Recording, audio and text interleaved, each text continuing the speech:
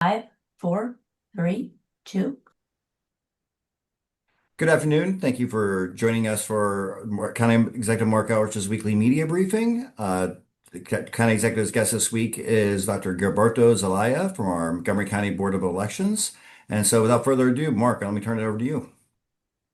Thank you again for joining us today, everybody. And I think next Tuesday is primary election day in Maryland. Tomorrow's the last day of early voting. And earlier this month, the State Board of Elections announced that due to an error in the printing process having nothing to do with Montgomery County, some voters received incorrect party ballots that were mailed before the May 14th deadline. So to go over all the latest updates, logistics, and resources Montgomery County should be aware of, I've invited back Dr. Gilberto Zelaya, Community Relations and Public Relations Officer for the Montgomery County Board of Elections. So thank you for joining us today, Gilberto. My pleasure. My pleasure. Thank you so much. So we're going to go over some information regarding mail-in voting, drop boxes, early voting, and preparations for Election Day. So as of today, about 126,900 mail-in ballots were sent.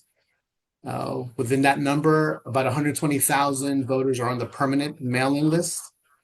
We have received over 25,000 mail-in ballots, and we've canvassed over 12,900 of those.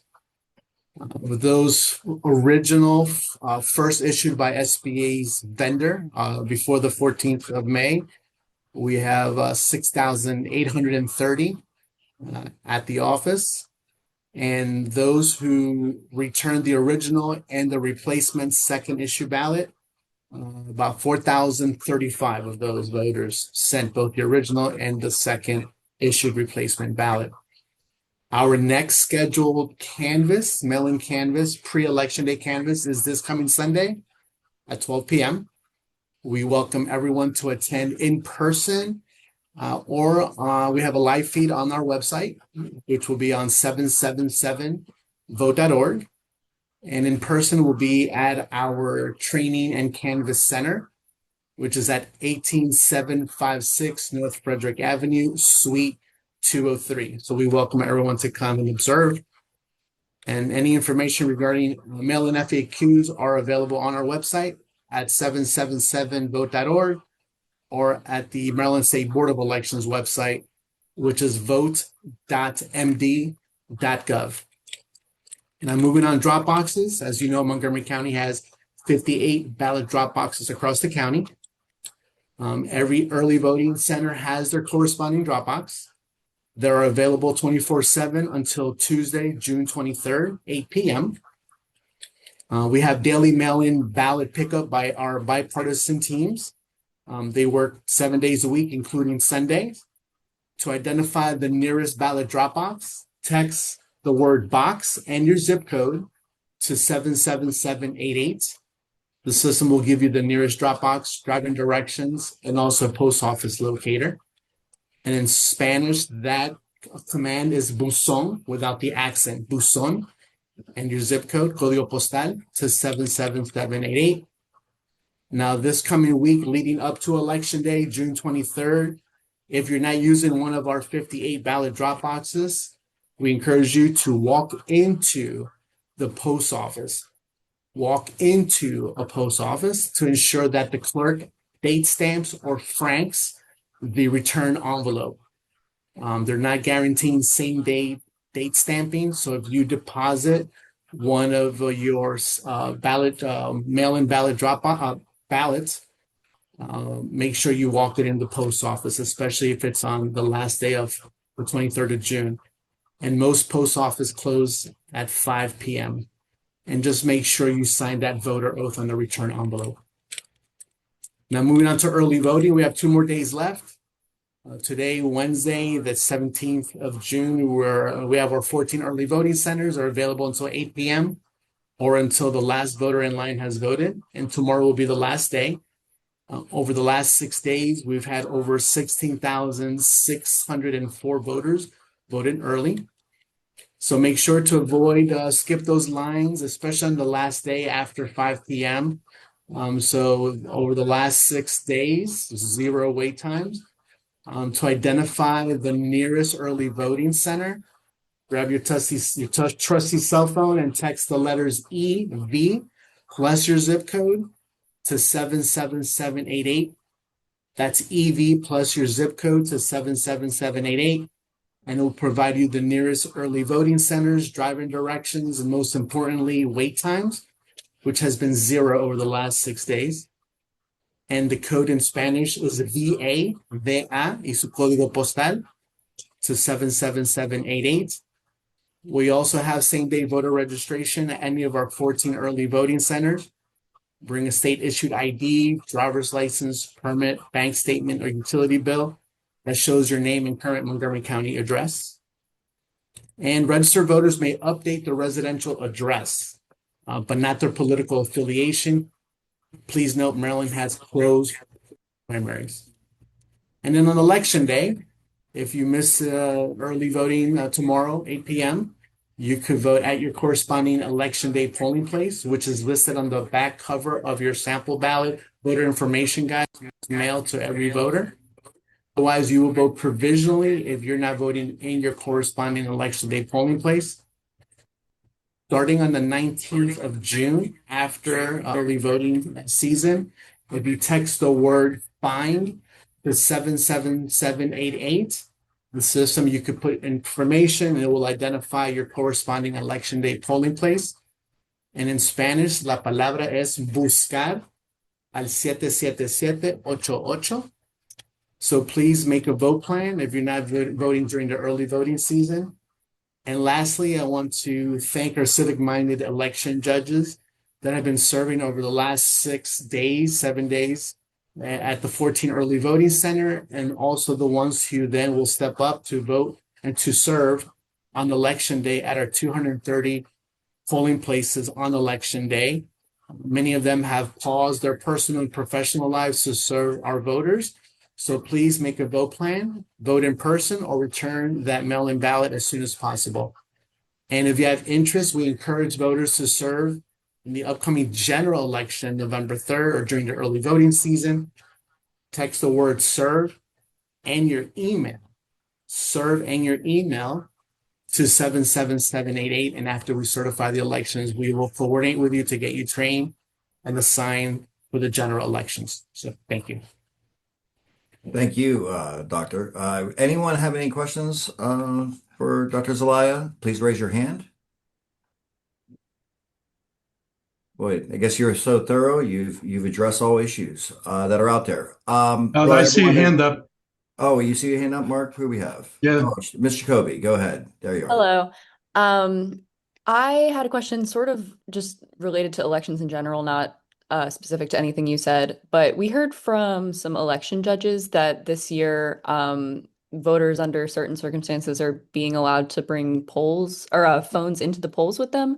So I just wanted to check and see, is that like a new policy? Did that come down from the state? Can you talk a little bit about that? Yes, came down from the state. They can use if they need to make those selections, or if they need to present identification to do single voter registration.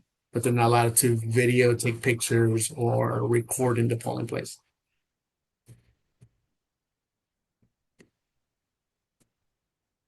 And that is new this year? Correct. Okay, thank you.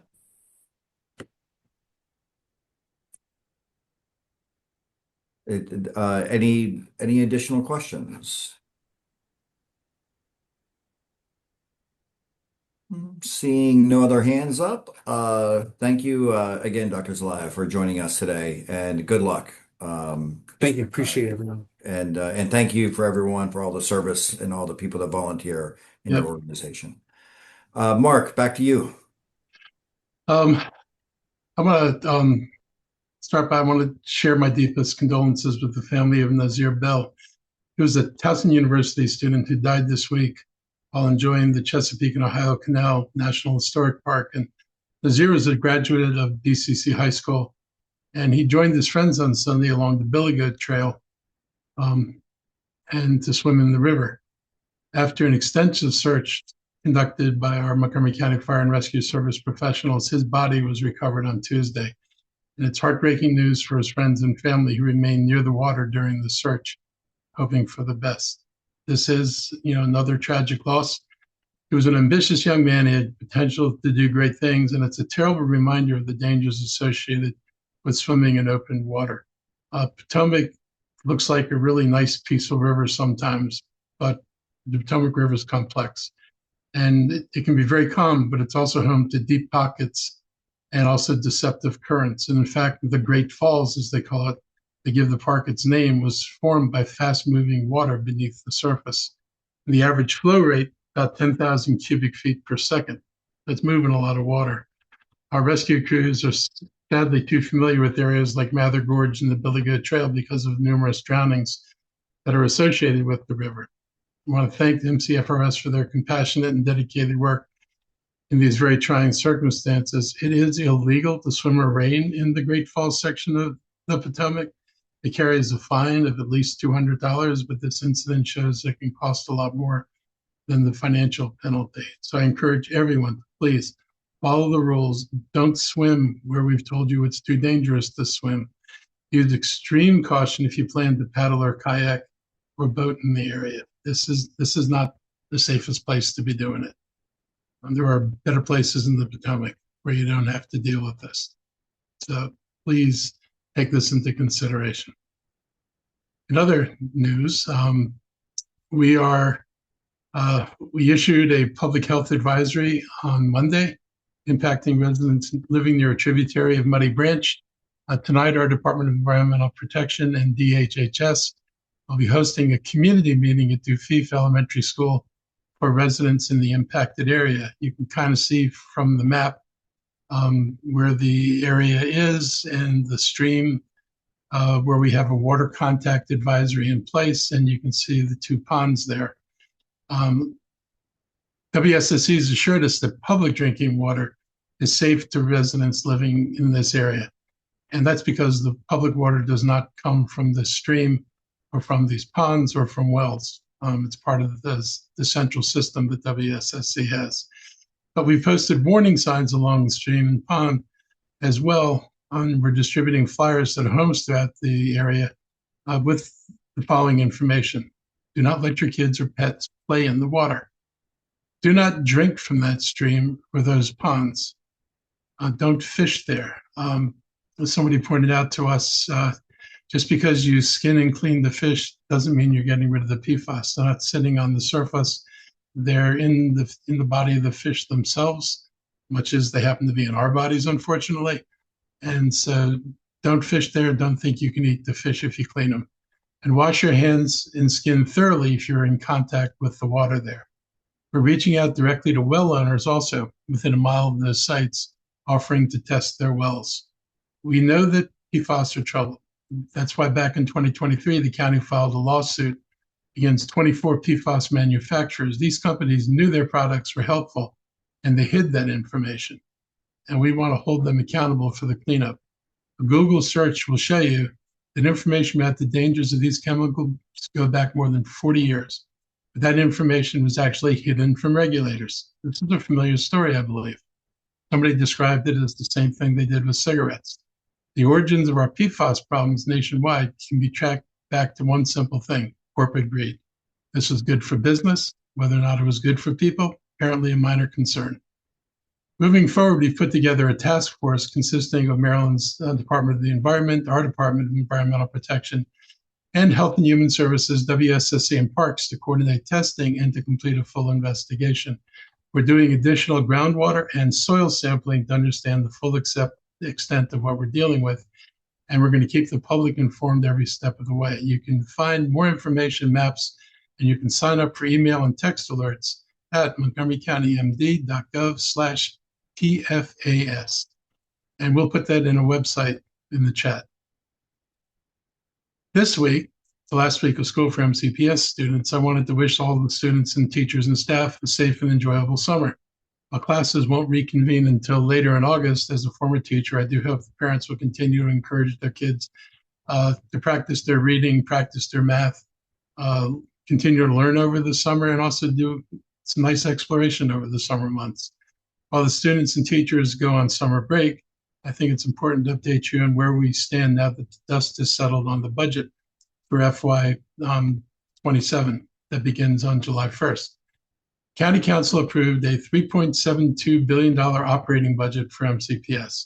I know there's been a lot of noise about the numbers, but I want to focus on what it actually means for our students and educators.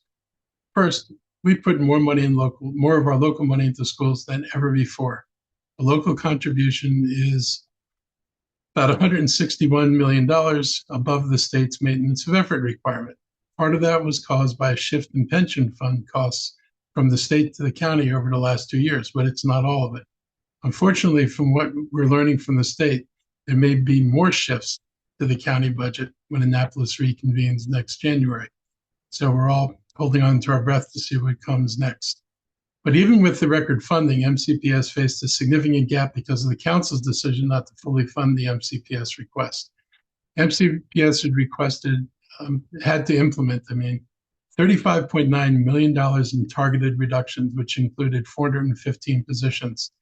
They included social workers, family engagement specialists, and pupil personnel workers, all of whom provide critical support to students and their families. Here are some of those eliminations: about 43 social workers, 40 English composition assistants, 27 pupil personnel workers, 27 MCPS central office jobs, and that's 108 total since last year. So for anybody who doesn't think Dr. Taylor's also focused on how to make MCPS run better, there are 108 jobs that aren't there over the last year, that are an indication that he's looking at his own internal workings of his organization for where it's possible for them to save some costs. There are 27 school-based positions that weren't specified. There's 21 family engagement specialists. There's 21 maintenance workers. Anybody knows anything about Montgomery County Public Schools knows that maintenance is not something the county needs to do less of. There are 17 emergent multilingual learner therapeutic counselors and 12 media assistants and 3 administrative positions that were assigned to Crown High School. It's nearly 160 of the lost positions were jobs that the school district was trying to add through this new budget to help aid students in the areas where they needed the support. I want to be honest with you, when you're closing a gap like that, there is no way to completely escape an impact on services for our students and family. Superintendent Taylor has made it clear that these choices were, in his words, awful. But the goal has remained steady to try to keep these cuts as far away from the classroom as possible. Nevertheless, cuts to support services staff have impacts in the classroom. I know this myself as a teacher. When I was teaching in the early 2000s, I forget the exact year, but there was a major cut in the school budget. And one of the casualties of the cuts were the amount of aid time the teachers had in a classroom. And so when I began teaching, I had an aide in my class.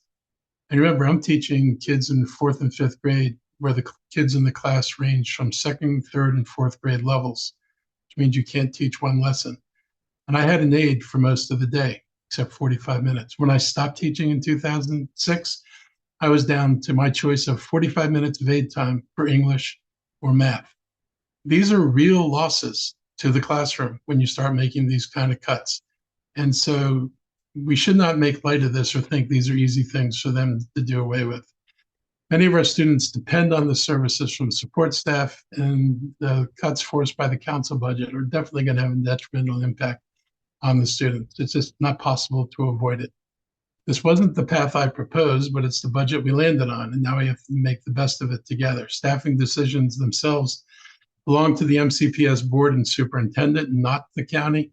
But my leadership team plans to meet with MCPS to explore how we can best support people through this transition, including looking at where we can open county job opportunities that might be a good fit, just as we've done for federal workers who were displaced by Trump. And I'm carrying these concerns that I hear from the classroom. I'm going to be carrying them straight to MCPS leadership, in case they're not hearing some of the stuff I hear. Last week, I signed an executive order that put a temporary pause on all data center construction and development in Montgomery County for 6 months while we get our rules straight. This is not a ban on data centers, but we're trying to make sure that their use is regulated. Some of these very large facilities, the hyperscale ones, use enormous amounts of electricity and water, create noise and other issues. I don't want to see brownouts in Montgomery County because we didn't plan properly. I don't want our grid to be overwhelmed, and I do not want electricity rates driven through the ceiling because the electrical needs of the data centers put a strain on the grid supply of electricity and drive prices up. The price of electricity in our grid has nothing to do with the cost of producing the electricity, but it's the result of bidding wars for electricity when it's needed. So what you're seeing is people maximally profiting from their ability to manipulate the market and to let the market forces decide what the price of your electricity should be, even though we're not the ones driving up the use of the grid, and we're not the ones causing the shortage in supply. And beyond all that, I also don't want our waterways harmed in the process. The use of water potentially is enormous. I know the company looking at the project in Dickerson, they submitted a proposal that showed an extraordinary amount of water being used. They've since said that they're not going to use that much water, but they've yet to change their request for approval from the state based on a far larger use of water. And no way do I want them approved for that level of water use and then have to hope that they actually decide they're not going to use as much. If they don't need it, they should withdraw their request for that much water. County Council is already working on zoning legislation to address all of these issues. And this pause gives them a time to get this done right and prevent premature approvals. Other counties, Frederick and Prince George's, are working through these same questions. And we're looking at what they're doing, and we're determined that we're going to get this right too. We're also looking at what data centers have agreed to in other places around the country. We are not the first place where this is happening. And so we're looking to see what other communities have been able to get data centers to agree to, because that's a good model for us to follow if we find things that dovetail with our interests. I raised the issue of a moratorium when we had our very large community meeting back in February. And I said at the time that I would take into account how the council process would work before I'd put a moratorium on. I was very deliberate about starting the 6-month moratorium now, because had I started it in February, almost 4 months would have been consumed by the council working on the budget and not having time to deal with the data centers. They were absolutely clear. There was no way they were going to work on the data centers or any other real important or heavy legislation during the budget. So that would have meant that we would have had 6 weeks left at the end of all that to create regulations, which is not a reasonable amount of time for dealing with the issues that are in front of us. Now they have a full 6 months to focus their deliberations. So I've put all this on a pause for 6 months, make sure that when the council makes a decision, this county, that's going to affect this county for decades, there's been a reasonable trade-off, and I'm glad to see many people on the council agree with my action. I want to thank Council Vice President Marilyn Balcom, Council members Will Juwando and Kristen Mink, and several of our environmental activists for their support and for joining me at last week's announcement. I also want to point out that this moratorium applies to any projects that have been proposed, including the only one that's been proposed, which is the potential data center at the site of the decommissioned power plant in Dickerson. The crucial difference between my approach and what Councilmember Evans' class bill proposed, and I know Evan is saying we're doing what he wanted us to do, there's a big difference between what he wanted and what we're doing. His bill proposed that Dickerson site be exempted and be allowed to proceed with the permitting process before the council had taken action. Effectively, it would hinder our ability to regulate the one and only project that's before us, and a project which has drawn significant concerns. This project should not be exempted from the regulations we create. My approach is to ensure that the best practices that I hope the proposed legislation will require are applied to this project as well. I wanted to deal with the elephant in the room, which is this project, and not be distracted by a conversation of future elements that have yet to appear. I would love to have things in place long-term. This legislation will allow it. This legislation will also make sure that the one hyperscale center that's actually being considered, is actually regulated by us. We've seen too many examples in government where development outraces policy. The responsible approach is to establish the rules, understand the impacts, and then make decisions within a clear framework. So let's take the time to make sure our framework best suits the people who live here. At the end of the day, it not only has to work for the data center, it's got to work for the residents of this county. The money that everybody's chasing with data centers is not worth damaging our health or driving our electric bills to the ceiling. or damaging the Potomac River. So we have more at stake in here than the data center. We need to make sure that everybody who has a stake in this, which includes our residents, that we take their concerns into account.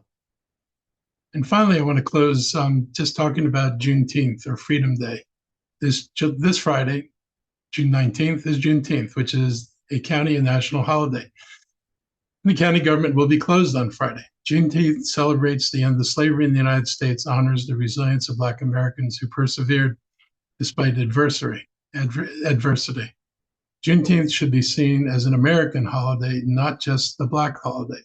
The liberation of slaves at the end of the war and the Reconstruction policies for the South were created with the express intent to create a biracial, integrated political system, open to all, and it was open for all too brief a period in American history.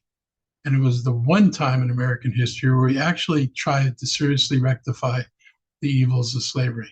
The federal government sent troops to protect the Black population and the new state governments from attacks by Southern whites who wanted no part of liberty and justice for all. This bold plan lasted 11 years, until 1877, when unfortunately politics intervened, when Republicans made an agreement with the very racist, segregationist Southern Democrats in Congress that if they would concede the election of president to a Republican, the Republicans would in turn abandon Reconstruction. The Democrats conceded the election, and the Republicans walked away from Reconstruction. The result was a flood of violence, as you can imagine, overthrow of elected governments in these states, and replacement of the vision of an integrated society with Jim Crow, Klan intimidation, violence, and suppression of freed Blacks, and the implementation of land use policies that virtually recreated a new form of slavery, debt peonage. This is why understanding Black history is so important for everyone, not just the Black issue. Most people have not a clue what I'm talking about.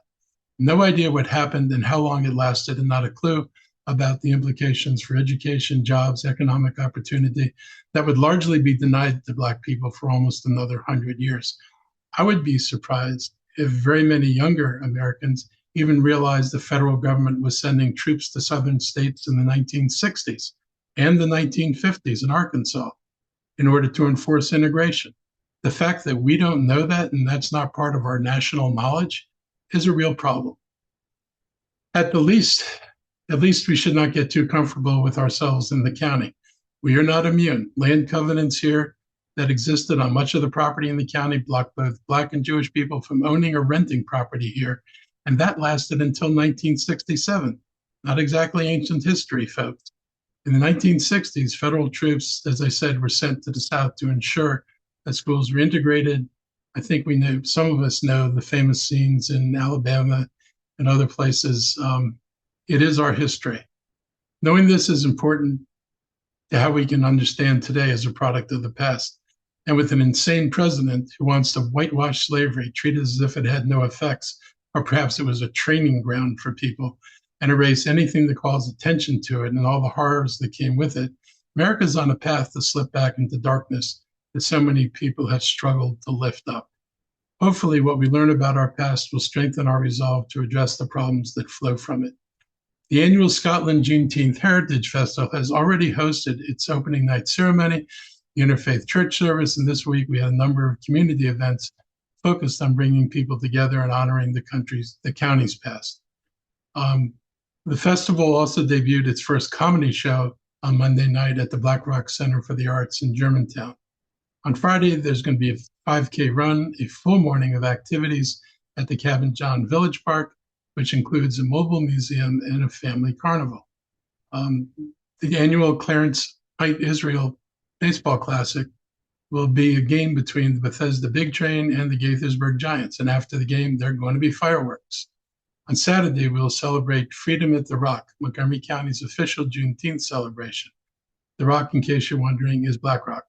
Every year, we take the opportunity to honor African-American living legends. It's a tradition started in 2015 that gives the community an opportunity to thank the unsung heroes among us. At a time when history is being challenged and rewritten in dangerous ways, it's more important than ever to lift up the truth about who we are and who we aspire to be. This is one of the most meaningful things we do all year in Montgomery County. The people nominated and selected never chased recognition. That's the point. They spent their lives just showing up, teaching, mentoring, advocating, building, preserving history that might have otherwise been lost.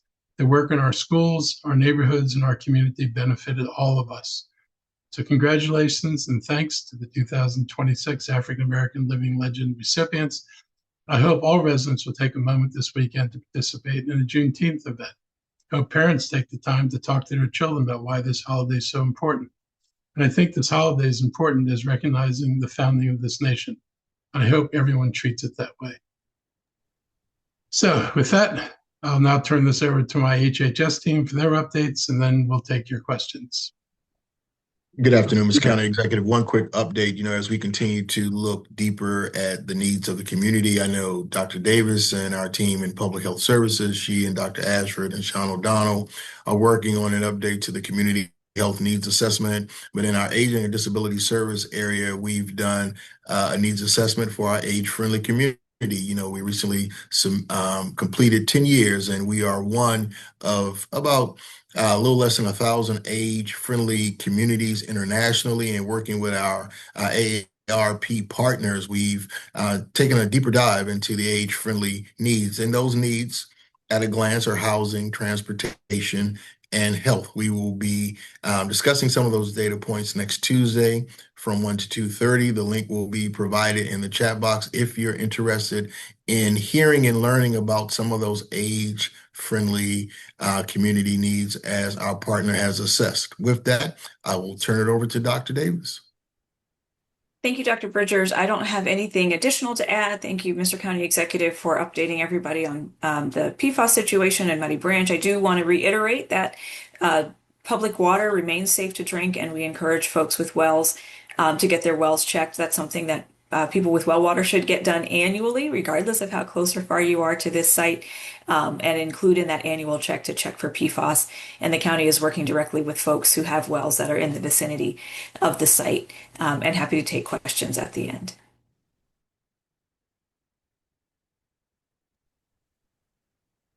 I have just one update today. We received word earlier today that we received our most recent and frankly the last of the major outstanding FEMA reimbursements from the COVID-19 pandemic, nearly 6 years after we started the reimbursement process. We are winding down, and the amount today was about $13.99 million. We have about $1 million in administrative costs that are still outstanding that we hope to have wrapped up pretty soon, at which point we'll conclude and we'll have covered well over 178, nearly $180 million in total funding. And I want to give a lot of credit to people who are involved, starting with the county executive, because this was something that was a major push. There were jurisdictions both across the state of Maryland and across the country that chose not to seek FEMA reimbursement and simply use the CRF and the ARPA funds that Congress had appropriated to pay for the cost of COVID. We wanted to maximize the dollars coming to our residents under the county executive's leadership, and so we used those funds, and we also went and sought FEMA reimbursement for what we thought was eligible, and have been able to expand the pool of resources that our residents benefited from, both in the response to the COVID pandemic, but also in the recovery and the aftermath, and trying to address all the subsequent health disparity outcomes that we saw during the COVID-19 pandemic. So this will mark an important end to a phase that took a lot of work on a lot of people's parts. The effort was spearheaded by our Office of Emergency Management, Homeland Security, where I started there with the process and have since turned it over to Director Luke Hodgson and his team, who did an excellent job working with the departments, particularly the Department of Health and Human Services, to get together all the documentation we needed to get those funds back in the door. And ultimately, those resources will be available for, things that will benefit the entire community of Montgomery County. And so I think that's sort of an important hallmark I wanted to recognize. I want to throw something in there just real quickly. I just want to thank the team for what they did, because you had to go through a very meticulous evaluation by the federal government. This was not something where you could submit a piece of paper and say, this is what we spent, we want the money. The documentation was pretty serious, and I just want to thank everybody who took this job seriously enough that we could submit that much for reimbursement and get it. And not everybody did that.